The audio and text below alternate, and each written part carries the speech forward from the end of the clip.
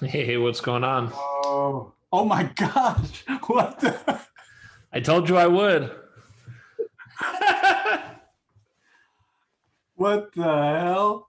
I told you I would. I was like, I Ah, got to be a man of my word here. I still left a beanie on. So, dude. All right. That's yeah, that's respect. All right. Thank you. Thank you for dressing up. I yeah. didn't think you were serious, but dude, you're gonna crack me up looking at your suit. Oh my gosh. You ironed it. Oh man. Hey, I had to stay true to my word. I can't just I say guess. I'm getting my shirt pressed and Yeah, I yeah. I barely even fit into any of my dress clothes anymore. I mean, nobody sees you during COVID, right? No kidding.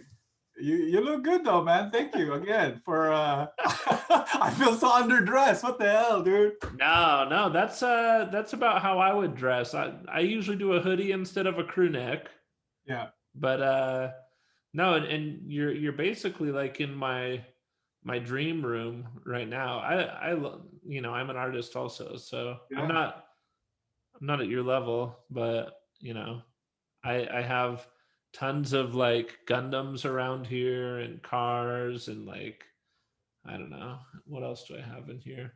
I have a lot of cause stuff. I have a lot of little like and I always called it my inspiration. I'm like, I'm not buying toys, I'm buying like inspiration No, and that's what it is. I feel you, man. I do the same thing. And sometimes I wonder, do I really collect this stuff or do I just use it for reference? But most of the time, it's really mainly for reference, for inspiration. And it yeah. can't always be cars, it can be robots. Robots are a big deal, in my work, and my inspiration is a big impact in my life. So, Yeah, I'm not gonna turn my camera, but I've got like a wall of unbuilt Gundams and then I've got more Gundams and that was dude, like the first toys I had when I was a kid. we can be best friends, man. Nice. I love You're great. it. So yeah, go ahead and introduce yourself. All right. My name is John Sabal. I'm an automotive artist, and also I draw comic books. Awesome. And it's funny because I remember seeing your Challenger. I didn't see it when it was the Flame Challenger or anything. I just remember seeing it when it was satin black. Yep. And like I've never liked American cars at all, but I remember like talking to my friend and being like, maybe I would do like a Challenger. If it looked like that, then maybe I would do a Challenger. But Yeah. Yeah. I couldn't do like a Mustang or whatever. And I remember just that was like the car. And I think that was when I first, saw anything that you did. I don't think that I realized that you did automotive renderings or any of that kind of stuff. And I don't even know how much of it you were doing back then, right? Because you traditionally are a comic book artist. Is that right? Yeah. So I was doing comic books a lot for, I don't know, since in the early 90s. And then, but I was still into car stuff. And I was working at Payless Shoes. So, there's no money coming in. There's no really funds for any hobbies, for especially car stuff. So once I got into comic books, it started to, like, hey, I can actually buy a car and start fixing it up. Yeah. And then from there, um, I started to, like, create my own look and style for the car that I went through, a few cars, and then the E36 came around and started rendering some body kits for it, and not really original designs, but just matching different parts from different tuners and stuff. Yeah. And then from there, it evolved to full time automotive, you know, uh, designs and rendering. I'm still doing comic books now, but the automotive part of my work is really overwhelming right now. Well, I was gonna say it seems like even I don't know if even what over the last 12 months it seems like you've started doing way more than maybe what we've seen in the past, or have I just not been tuned in like maybe I should have been? Um, I'm not sure exactly when I started, but for sure in the early 2000s is when I started getting into it. And then because I got my E36 in 95, Uh-huh. and I was already, by then I was doing a lot of Photoshop renderings, only 2D stuff, but I didn't get into 3D until I think maybe 5 years ago, maybe, yeah, around there. I can't remember. I can't remember Well, yesterday, but and probably what the computers and the software and stuff weren't where you needed them to be until like 5, 10 years ago at the most, right? that or my skill level or my understanding is not really there, because I did try. I tried to learn, but I just couldn't yeah, grasp, the concept of it. And then I went back to it, I think, on a like a Christmas break between Christmas and New Year. I had no work, and I'm like, let me look at YouTube again and see if there's any tutorials for this 3D software. And I tried building one, and I was able to build a wide body M3, and I was like, wow, that's pretty cool. Yeah. How did you get into the BMWs? It sounds like that was kind of the your first passion. It seems like you spent years on that BMW, right? Yeah, the main reason is I was, so first car was like a Volkswagen Baja Bug, and then it was really my dad's car that he supposedly have bought for me, but I never really drove it because it was manual. Yeah. And then, but when I actually got my own car, was the Volkswagen Rabbit convertible.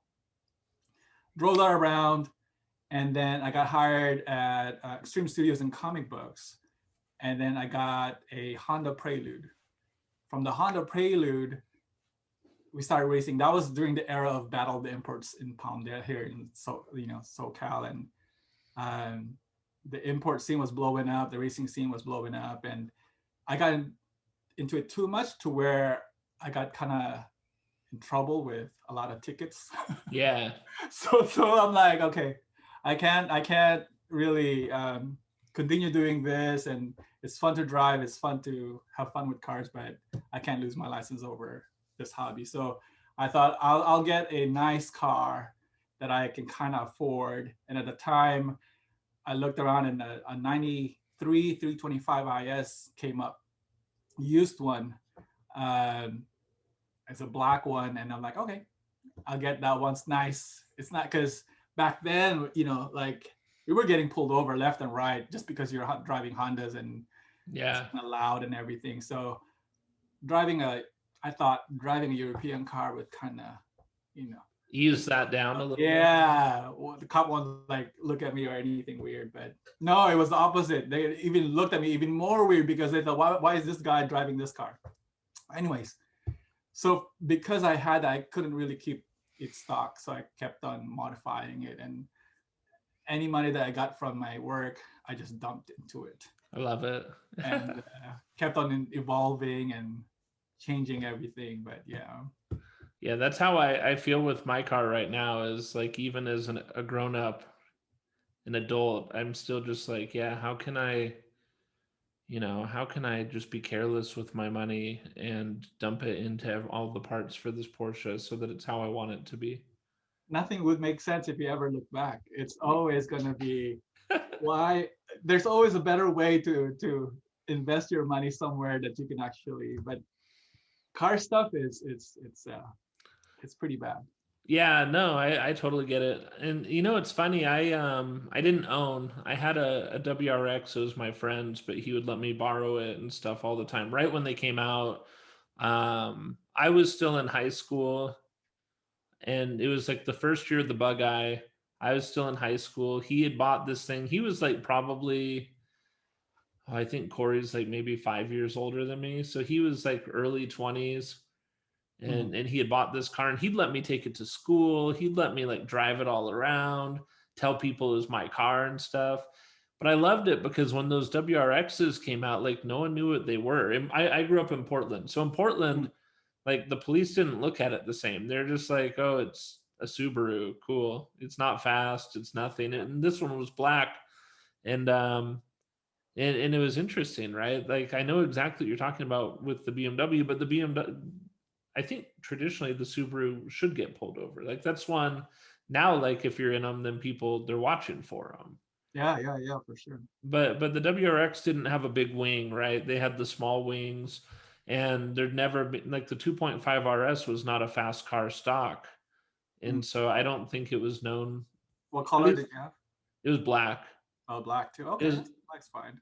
yeah. In fact, thinking about it, it was black and it was a wagon. So probably those two things Oh combined, yeah, right? yeah. Even though Under the radar, man. yeah, and we lived. I don't know if you know, but um, I can't even think of what they're called.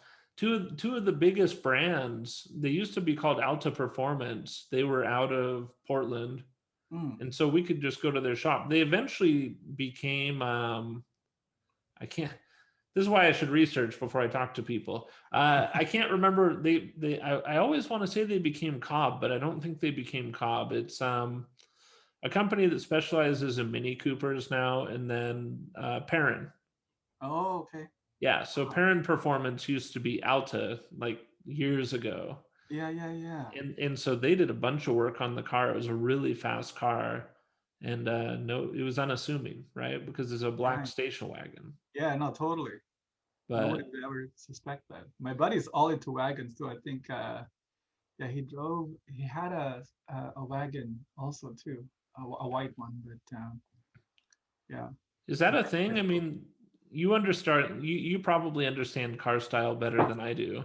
Is that a thing, do you think, where it's like you can only have one car? You can buy one car, you can modify it, you can put the world into it. What do you want? And there are people who are like, yeah, I want a wagon. And like for me, a wagon's a great second choice, maybe like my commuter. But I don't think if I had just one car, I could do a wagon for my only thing. I don't know. I understand the people that would choose a wagon over anything else just it because people are different and whatever car they choose, I always feel that that's the one that brings a lot of emotions To to them. them when they drive it, when they own, when they work on it, when they see it, when they drive. Everything about whatever that may be, whether it's a wagon, coupe, sedan, whatever it may be, it's just that brings a lot of joy to the owner, I guess. Yeah, no, I get that. Yeah. No, and it makes a lot of sense. We connect. It's like colors are so subjective, right? Yeah. Oh, for sure. I used to sell cars, and when people would come in to the BMW dealer, I was at BMW Portland. They'd come in and they'd say, "Well, what's the best color?"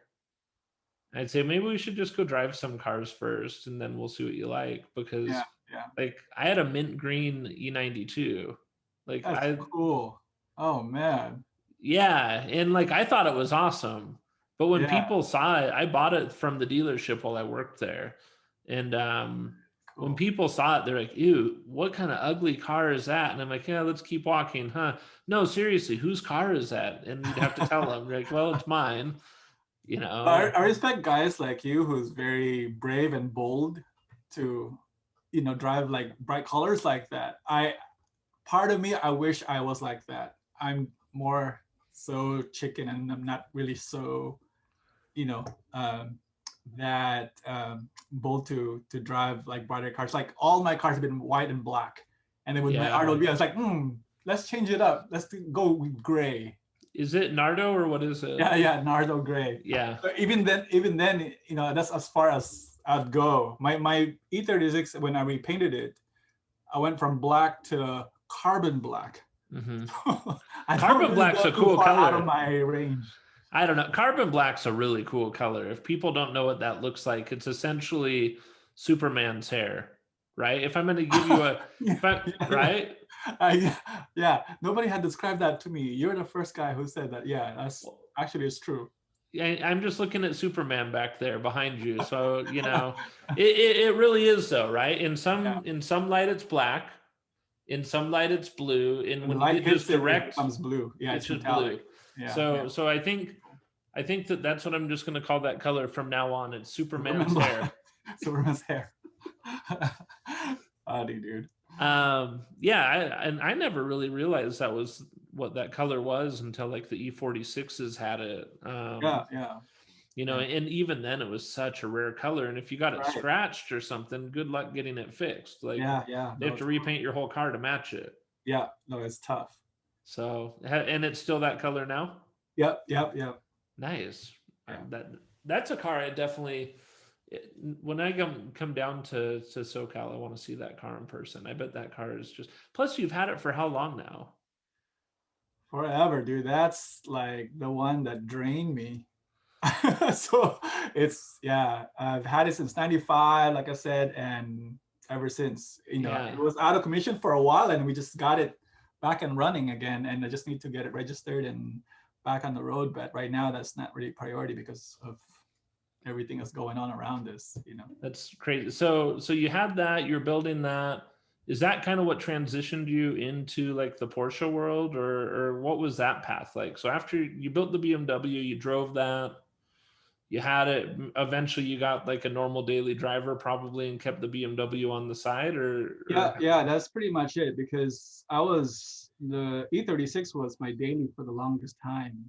I was driving that everywhere. Um, and from the car shows to like literally getting groceries and picking up my mom and picking up my fiance then, and which is my wife now, but it went everywhere. And so it's kind of beat up. So I thought, okay, maybe get a second car just to kind of drive around so I don't have to keep on, replacing the bumper or fixing it up and stuff. So I, yeah, I think we went through a few daily cars, but it just kind of sat there. yeah, And then I thought, it wasn't really a priority anymore. And then, um, and then I won that Challenger in the contest, the Dodge Challenger. yeah. And What? then, yeah, I didn't expect that. It was more of like Dodge was having a contest to promote their manual transmission 2009 Dodge Challenger at the Uh time, the huh. RT model. Uh huh. And I kind of really dig that shape of the car because it has that retro shape, right? It's very, Yeah. very, they did a really good job styling that car. So I thought, I'll participate in this competition. The competition was to design graphics into the car. And if you win, they'll build the car with your graphics that you designed painted onto the car. Uh huh. So I did a flame job and everything. And so when I won, I'm like, yeah. And then I'm like, oh crap, I have to drive this with the flames and everything. And I'm Yeah. very low key. So that flame job was like out there. Yeah. And then later on when Meguiar's came around and offered, hey, we got this 3M vinyl that series we're doing called Raptivo. RJ De Vera approached me. We want to use your car, so I'm like, dude, wrap it, satin black, let's go.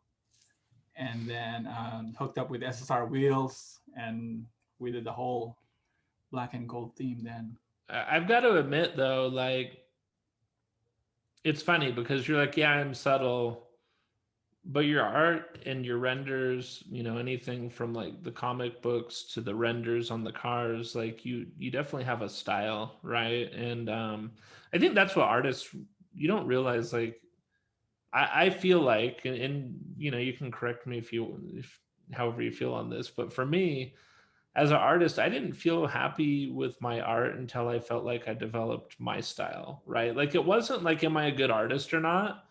It was like, how do I differentiate myself from anything else out there? And until I can find like my way of me being unique and expressing myself, I felt like I was really studying, right? But the reason I bring that up is you've got a really unique style that's recognizable. Even like in the auto renderings, when I see them, I don't think of any of the other people. I know when they're yours. Like I know oh if man, it's, I know when they're yours. And so when when I saw the flame job, it's like, oh, it's not a bad flame job or anything, but like at the same time, you're like, it's a flame job. Like it's a little bit, were you surprised that, because think about it, like when you think of like old classic muscle cars and stuff, you think of flame jobs. no, totally. That was the whole mindset going into the contest because I'm like, back in the days they were doing the old hot rod, scallop type of flames, right? Yeah, I thought, well, this is a new like take organic. on the old retro design.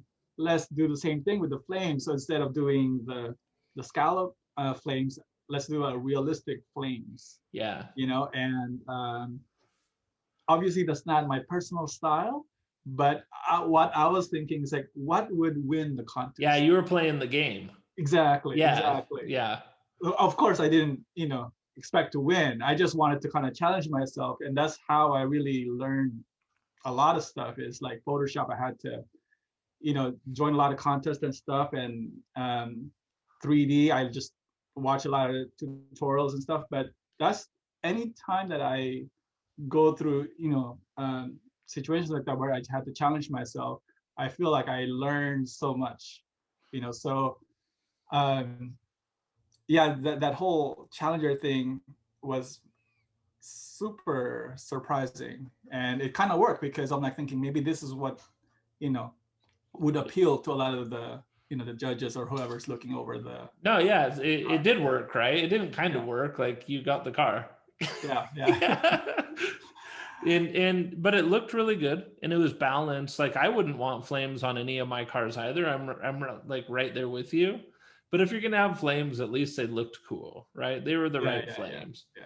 No, for Um, sure. The satin black wrap was more of my style, more of my lane, and going with the satin black body with the vintage gold, style wheels. That was to me, that was like more me. yeah, it was recognizable, right? And that car, even if like back in the day, I think that there were times you could see pictures of it and go, is that a render or is that a real car?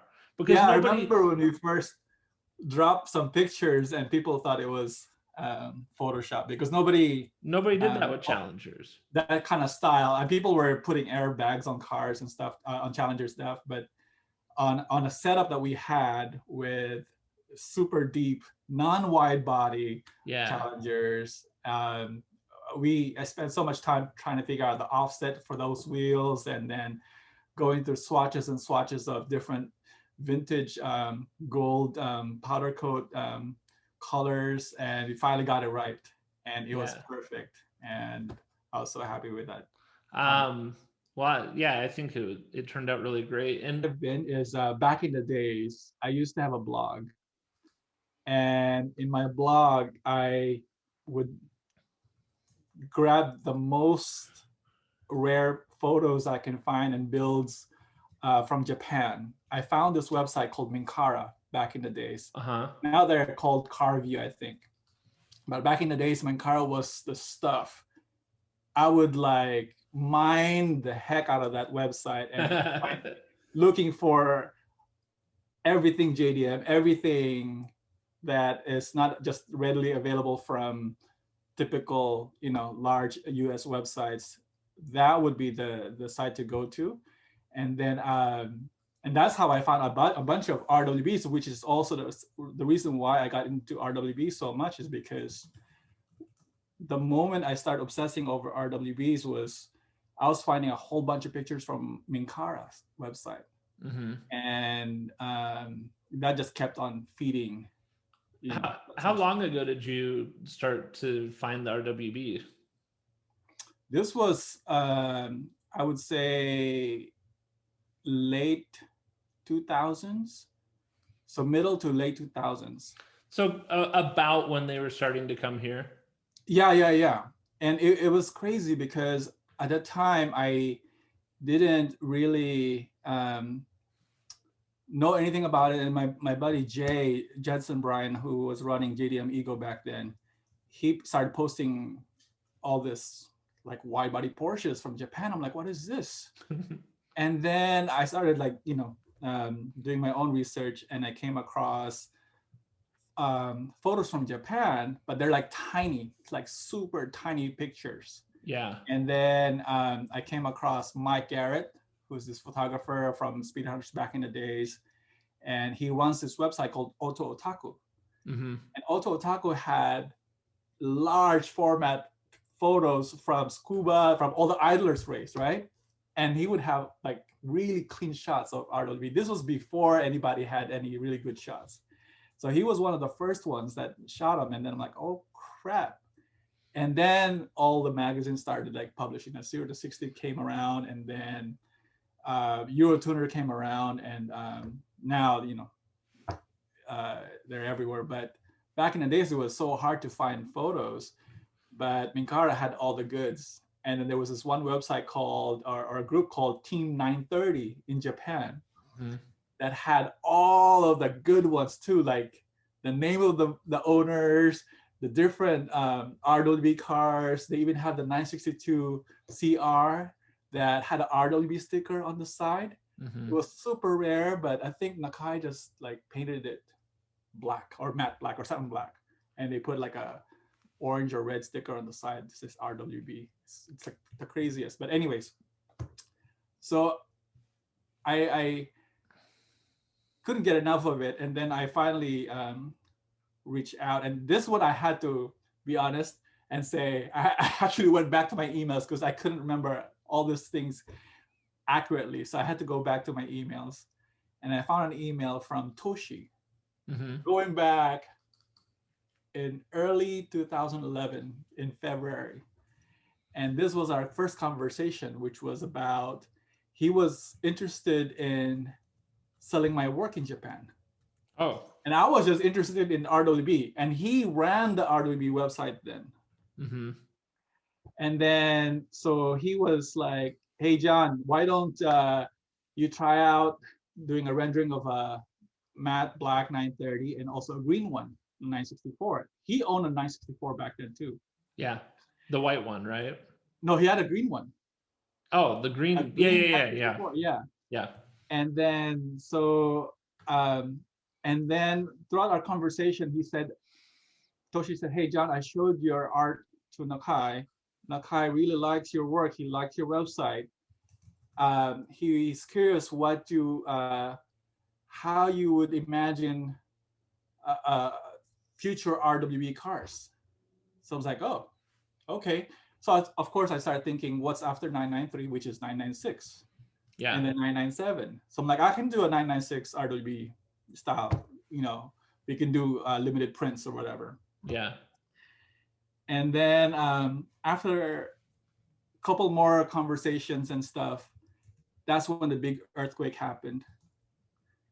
And I think that's the sequence of events. And then, and then, I don't know, was it the earthquake then? Oh, anyways, what happened? It had been like late 2000s. Yeah. So anyways, what happened was so I was already kind of like working with them on some concepts and stuff through Toshi, because again, like I can't communicate directly with Nakai. And then at Idler's race, my logo popped up on Nakai-san's race car. What? I was like, oh my God, what is that? I remember Dino from Speed Hunters shot the article, shot the whole event. And then I saw my name on the end plates. It says, pray for Japan. And then right underneath it says John Sabal Design Works. I'm like, what is happening? Like, first of all, how did they get my file? Well, it's just not really so hard to replicate. But I didn't ask them to put my logo in the cars and stuff. But Nakai-san was very appreciative. And on my end, I was kind of pushing RWB out because I was just, really curious and fascinated by the whole RWB look and style. Yeah. And so it was kind of like, maybe he saw like, oh, this guy is promoting it, so I'll promote him back. Cross promotion kind of a deal. Yeah. So then, and then Mark Arsenal from Fat Lace and I were talking, and I sent him the picture. He goes, dude, how the heck you get your name on, Well, especially at that time, right? Yeah. Yeah. And then at the time, it was like, well, my only contact over there was Toshi.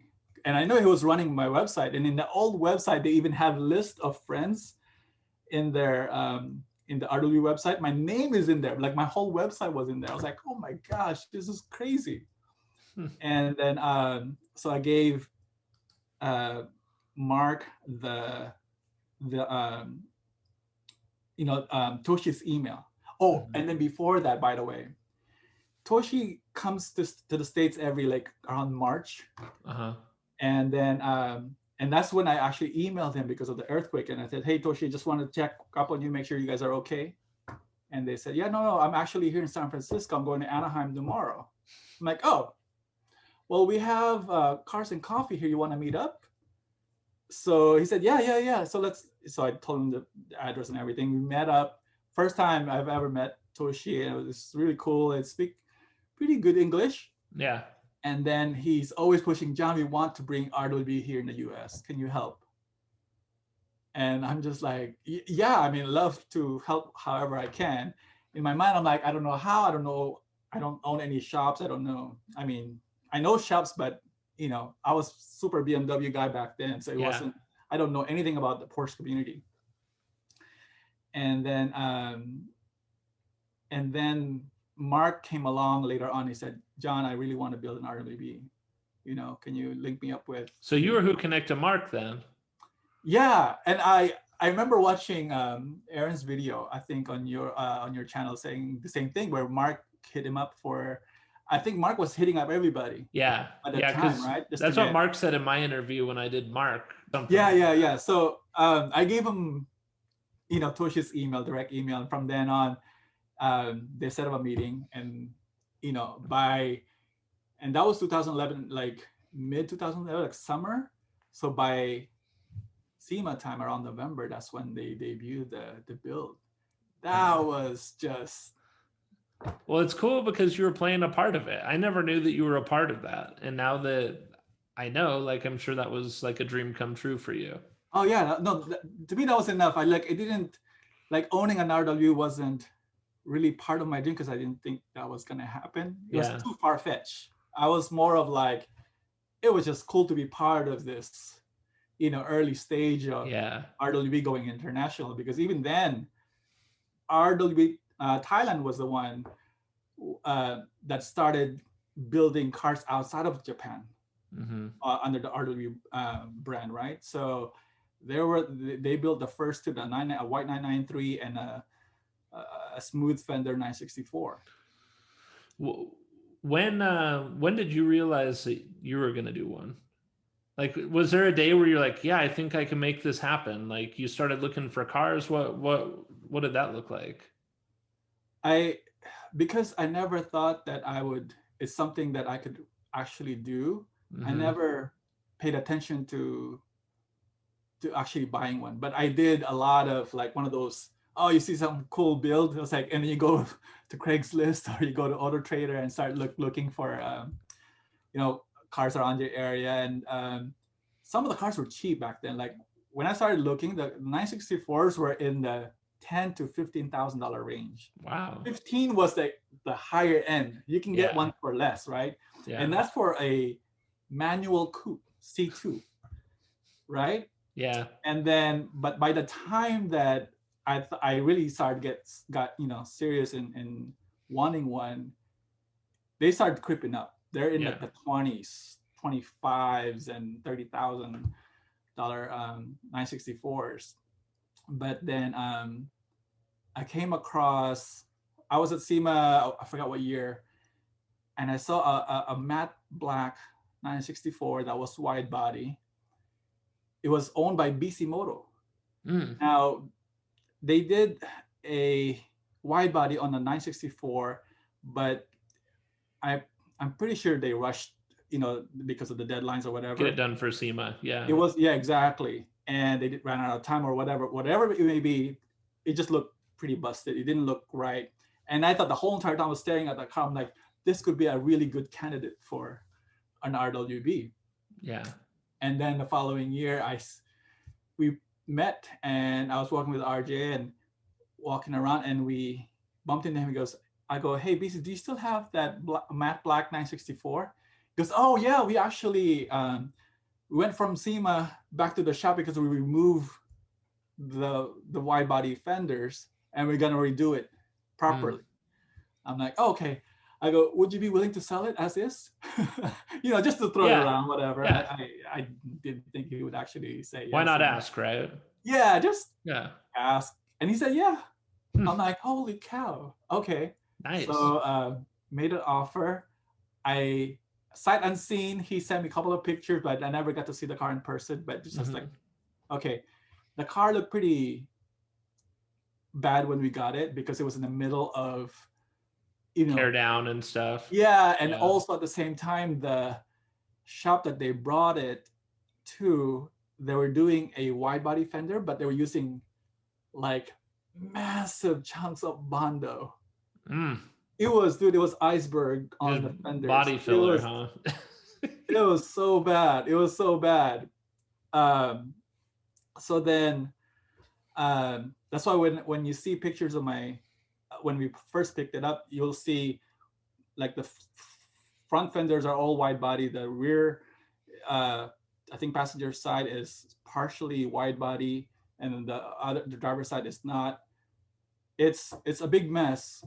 But I thought I can replace all that because we're gonna put new fenders anyways, Yeah, so cut it's it not a all big out. deal. And my whole concern was I just want to make sure that the engine was, in good shape at least. Yeah. Nothing, major or anything like that. But so it was good, and I know BC was good for it. So Well, if there's yeah, a it guy was. that can build you a good motor, Yeah, yeah, yeah. yeah. I never got to drive the car. The car sat for. I think I bought the car in 2014 Hmm. around May, and it sat in my garage for a whole year before I can really even bring it to the shop, just because Wow. I didn't have the money to buy the body kit. Yeah. I No, got the car. I you didn't get to laugh. drive the car. You laugh about it, but I mean that's there. I've found as I've been talking to different owners and stuff, right? Like there's definitely like there's the guys who can go buy a finished car that is super nice and they just go pay cash for it. There Yeah, are the guys that can build a car and buy three finished cars and just pay cash for everything. yeah. And then there's, maybe a guy that can do one nice car and do it all together. And then there's the rest of us, like you and me. It's like I'm the same way. I bought my car and I said, hopefully I can figure out a way to pay for the kit because Yeah. I want it, right? No, I saw one of your earlier videos when you're calculating an estimate of how much everything will cost. Yeah. It's shocking, right? When you see six figures, I'm like, what am I doing? Well, yeah, especially, I mean, I come from like A86s is what I like. And so, even those cost too much to buy for me now. They're crazy, but Yeah. it's, Oh, it's like from my end, like I went from like Hondas to BMW, and then there's significant price difference when you start fixing up parts. And then from BMW to Porsches, it's not even double, it's not not even even triple. close. It's just significantly expensive. Yeah. Yeah. How did you decide on gray? So you're building it and you said because when I look at it, it's like the perfect artist color, right? It's close to a gray that you would paint like especially where you do a lot of digital. So I don't know if you have like a gray wall. I forget what they call that where you basically wash your eye out by looking at the gray and it keeps everything neutral on the screen. Oh, I never heard of that. That's a good tip. I gotta look into that stuff. But Yeah, there's something with I don't know, there's like an exact color of gray you're supposed to do wow. that it if you're doing a lot like your eyes go from the screen to the wall and other stuff Uh-huh. it's supposed to just neutralize kind of like when you go and do like buy cologne or something and they have you like smell coffee so Right. Oh yeah, yeah. To smell the next neutralize. one Yeah, yeah, yeah. So it's always so fresh. so visually these gray walls are supposed to do that for designers at their desk.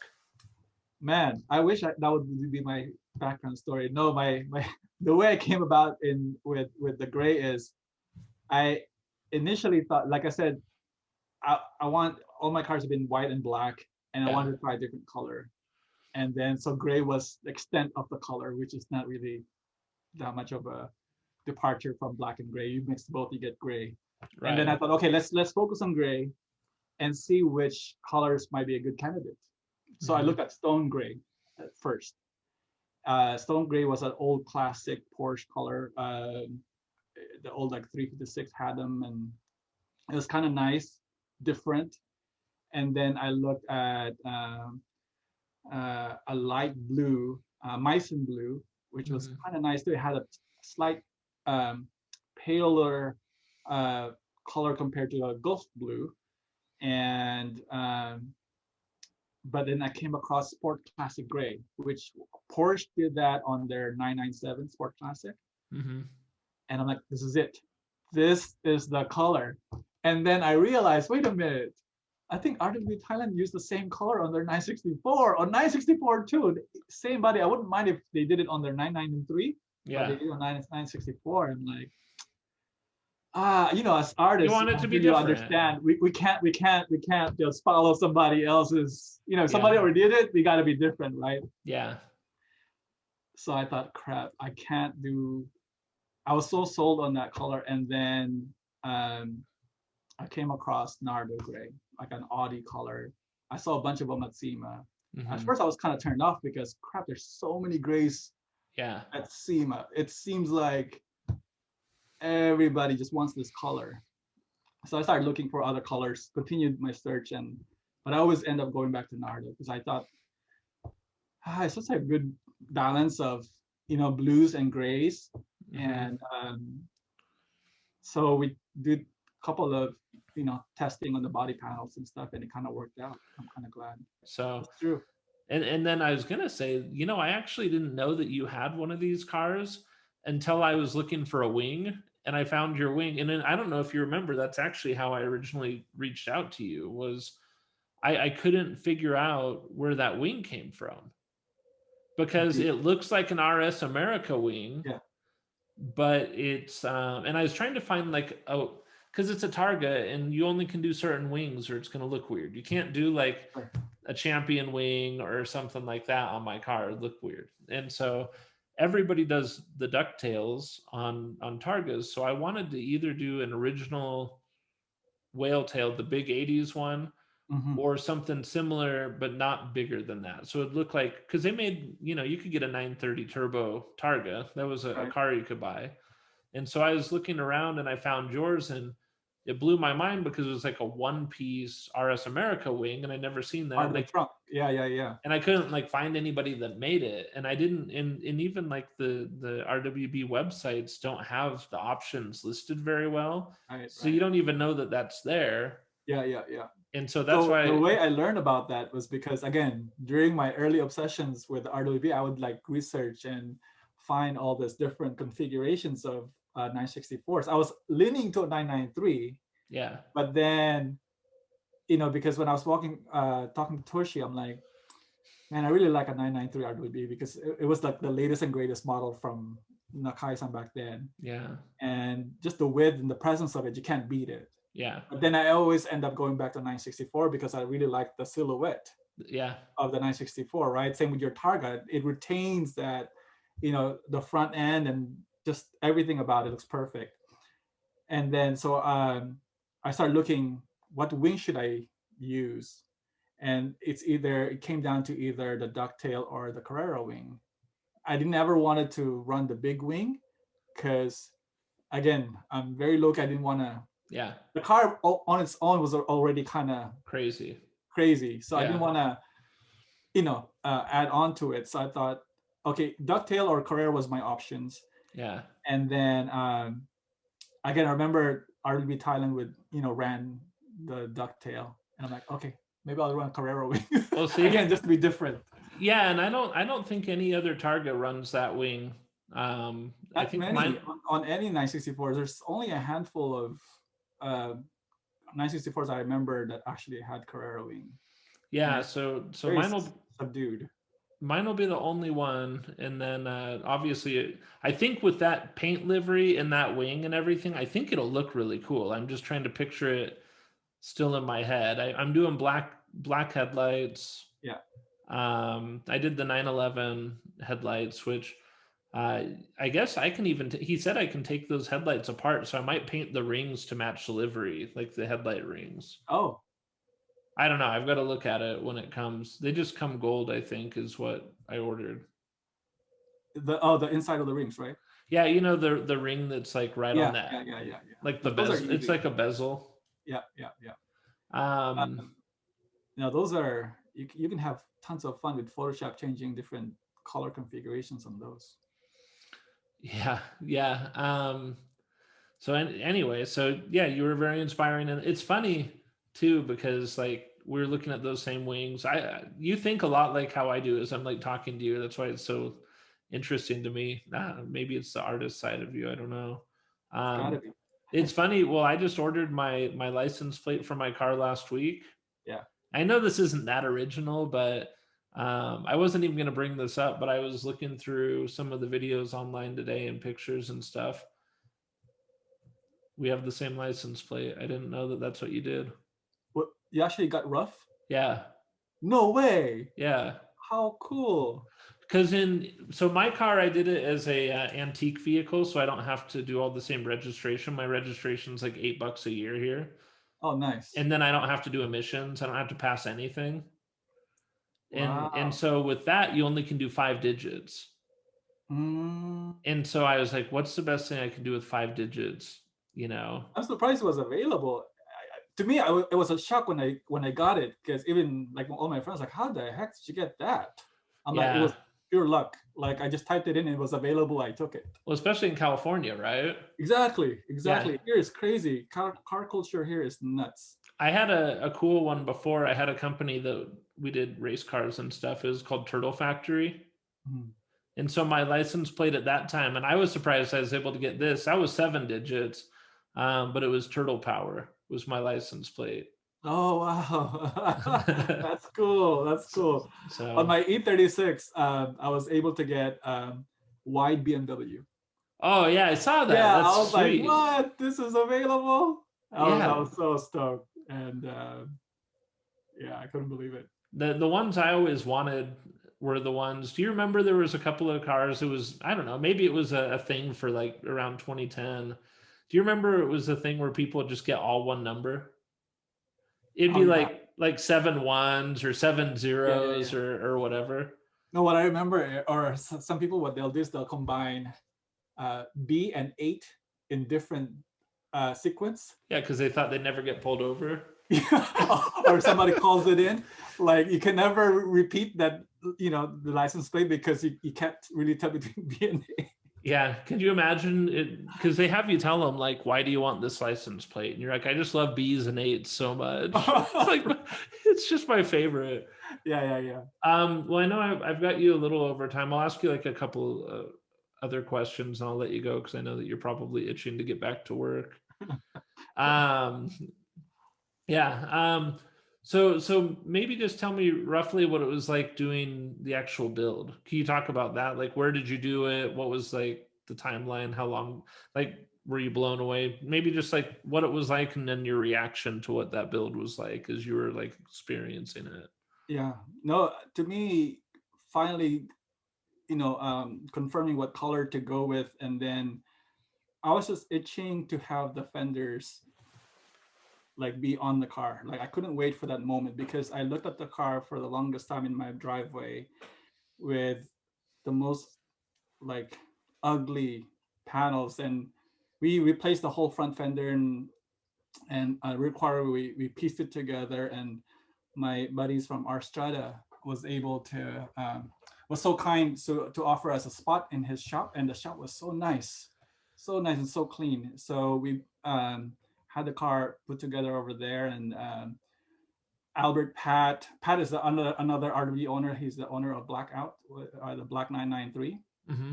He was there during the build, and his car was there getting refreshed also. And then a bunch of other RW owners came by and also helped, like JM and them. It's very nice experience because initially I wanted to keep the whole build private, so I didn't want it to be like all over, Yeah, in your theme, right? Yeah, Just low exactly. key. Low key, just Yeah, keep it, within the family, and but because RWB is RWB, everybody loves them, and they showed up, which is still fine. Um, a lot of the help came from, like I guess, like I said, like my close friends, Albert, Pat, Mel, uh, Joe and Arlene, they all contributed to make the whole experience, really good. And having that spot available was awesome. And then, of course, like Joey and Alex from RW LA. LA and Mark, everybody was so kind to offer help and everything. But you know, Walter was there too, one of the artists that I look up to, and it was such a great experience. I was very um, worried and stressed at the same time because we were supposed to debut at ASEMA, Oh yeah. and it was cutting it close, and I think within a week that's when we, from finishing the car, getting it shown at SEMA, and I mean I didn't have time to really do much of the interior. I mean, the car came with some weird patterns on the seats and everything, and which was fine. I thought like nobody really looks too much on the interior stuff. So, but if only people know, like sometimes I'll open my door, the door panel will fall off Oh because yeah. it wasn't really put together properly yet. And then now, of course, after SEMA, we fixed everything and addressed everything. But Just tint the windows. tint the windows, that's a good one. Yeah, Yeah. for sure. Like mirror tint, like 5%. Yeah, you can definitely get away from that. But it was the whole experience was great. Having friends to assist, I think, just because it's kind of overwhelming, right? Those guys definitely made the experience, a lot, funner. And Toshi wasn't there because Toshi would only go to like a build if it's like a new place, new country, Yeah. to help Nakai-san get situated. But at the time, Nakai and I were already pretty close, so it was comfortable and everything, and it was super super cool. That's good. That's good. Yeah. Do you know it's crazy how there's actually, I think, 89 cars, 89 RWs here in the States, Yeah. and 40 of them were built here in SoCal. Yeah. It's Yeah. nuts to think about it like that. It's just, man. Yeah, but you have more of the scene. I mean, if you look at car culture, yeah, every state has car culture, right? But I've been to Cars and Coffee there. I've been to Cars and Coffee here, obviously, Portland, Vegas, Florida. And I would say that the two places that had the craziest Cars and Coffee or the craziest scene just when I'd go see cars, I'll say three. The one in Las Vegas gets pretty crazy, the SoCal one, and then Miami has a crazy Yeah. one. Those are kind of like the three for that kind of stuff. But I don't know. I mean, I haven't been to Arizona. Maybe they have a crazy one, but it's just you have a lot of people.